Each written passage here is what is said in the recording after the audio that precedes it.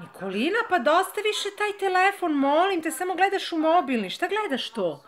Zakon. Pa ceo dan je gledaš, pobogu. Da li možeš više? Pa ja je volim.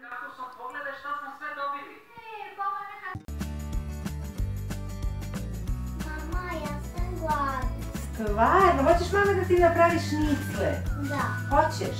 Evo sad će mama, ima i supicu će mama da skuva. Evo sad će to za sekund šnicle. Sad ćeš da vidiš kako se to pravi.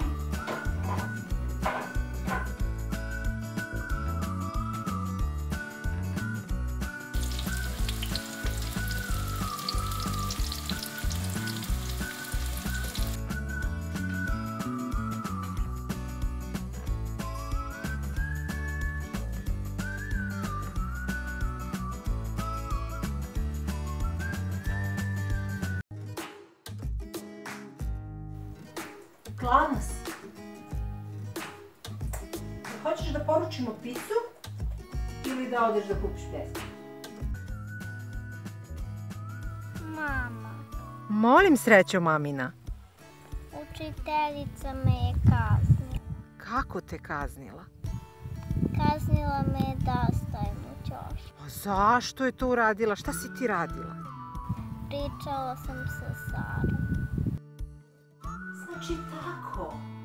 Tata ti radi kod crnaca da radi za hleb, a ti nas brukaš, i mene i njega.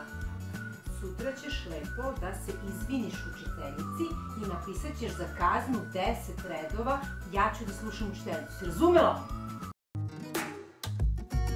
Tebe učiteljica kaznila. Tebe ljubi majka pametnicu maminu. I znaš šta? Neću više da joj dajem gratis smeštaj na Zlatiboru. Uopšte. Pazi šta ti kažem. Nikolina, ajde uđi malo u sobu, dete, ceo dan si napolju. Mama, mogu još malo? Ajde još 5 minuta, stvarno dosta je bilo.